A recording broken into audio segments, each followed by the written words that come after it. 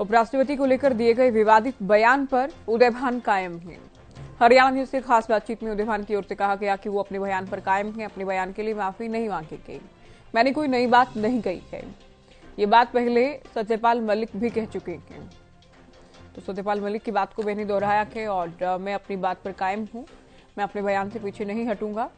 उपराष्ट्रपति एक संवैधानिक पद है, उन्होंने किसी जाति की शपथ नहीं ली थी। 24 में कांग्रेस की सरकार बनने का दावा किया गया है। तो उदयभान की ओर से दरअसल कहा यह गया था कि झुका हुआ जाट और टूटी हुई खाट किसी काम के नहीं। इस बयान को लेकर बीजेपी कांग्रेस पार्टी को घेर रही है। उदयभान पर हमला किया जा रहा है, साथ ही उपराष्ट्रपति का अपमान किए जाने की बात के आरोप लग रहे हैं। इस बीच उदयभान ही कहते कि मैंने कुछ गलत नहीं कहा, मैं अपने बयान पर कायम हूं। ये पहली बार नहीं कहा गया कि इससे पहले सत्यपाल मलिक भी कह चुके हैं।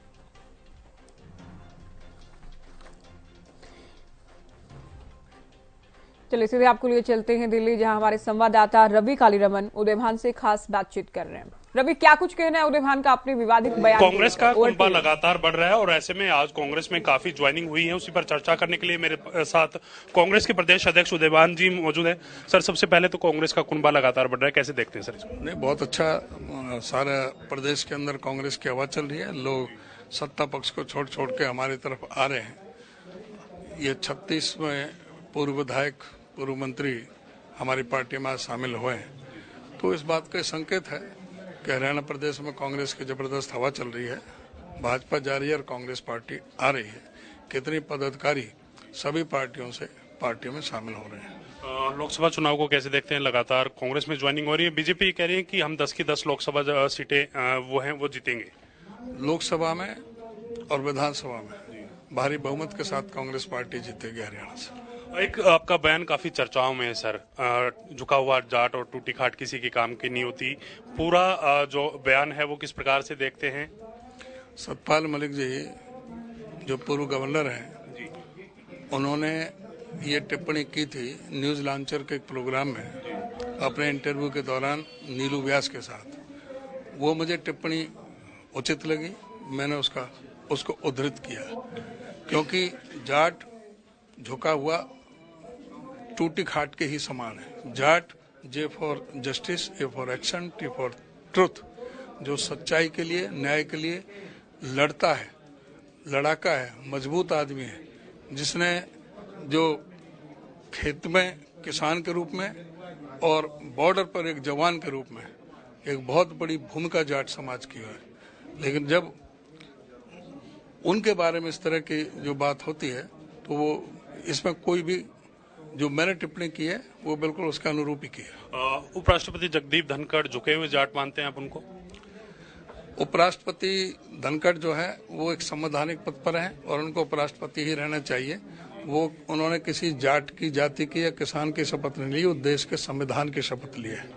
उनको पहले अपनी जाति, ये पहला है कोई संवैधानिक पर बैठा हुआ कह रहा है कि मैं इस जाति से ये हूँ। बीजेपी लगातार आप पर माफी मांगने का वो प्रेशर बनाने की बात कर रही है और इसके साथ साथ पुराना जो बयान था आपका मुख्यमंत्री और प्रधानमंत्री को लेकर भी आपने कहा था, वो दोनों कंबाइन करके कहीं ना कहीं माफी मांगने की बात कर रहे हैं कि उदयभान लगातार विवादित बयान तमाम लोगों के खिलाफ देते रहते हैं। माफी मांगनी चाहिए बीजेपी को अपने कृत्यों के लिए। माफी मांगना चाहिए कि जो वो कह रहे हैं। आज जाट के वो हमदर्द कब से बन गए? जाट उनको जब नहीं थे, जब वो किसान आंदोलन चल रहा था उसमें 80% जाटों की शिरकत थी। जब उनको किस तरह से अपमानित किया जा रहा था, उनके सामने कील ठोकी जा रही थी, ठंडी पानी की बौछारें, उनके बिजली पानी बंद किए जा रहे थे, उनको गुंडा मवाली कहा जा रहा था। उस समय जाटों से किस किस बीजेपी के नेता ने माफी मांगी है? जब राकेश टिकैत के आंसू आए थे, जब बीजेपी के नेताओं ने माफी मांगी? जब हमारी महिला पहलवान जंतर मंतर पर अपमानित हो रही थी, रो रही थी, तब किसी जाट नेता के आंखों में आंसू आए? हमारी बेटी साक्षी मलिक जब कुश्ती छोड़ती है तो किसी जाट नेता का आए? अब ये जाटों के ठेकेदार बन गए। जो सत्यपाल मलिक ने टिप्पणी की है, मैं उससे सहमत हूँ और उन्हीं की टिप्पणी को मैंने उद्धृत किया है। मैं अपने बयान पर कायम हूँ। आप अपने बयान पर कायम हैं और कहीं ना कहीं प्रदेश अध्यक्ष उदयभान है जिनकी तरफ से साफ कहा गया है कि जो कांग्रेस का कुनबा लगातार बढ़ रहा है तो आने वाले समय में कांग्रेस की सरकार, चाहे लोकसभा की बात करें तो उसमें भी कांग्रेस कहीं ना कहीं जीती हुई नजर आए और प्रदेश में भी कांग्रेस की सरकार बनेगी। वहीं जो विवादित बयान को लेकर कहीं ना कहीं पूरे प्रदेश में और देश में जो बातें चल रही है उसको लेकर भी उनकी तरफ से कहा गया है कि वो उस बयान पर कायम है। कैमरामैन दिनेश के साथ मैं रवि कालीरमन, हरियाणा न्यूज, दिल्ली।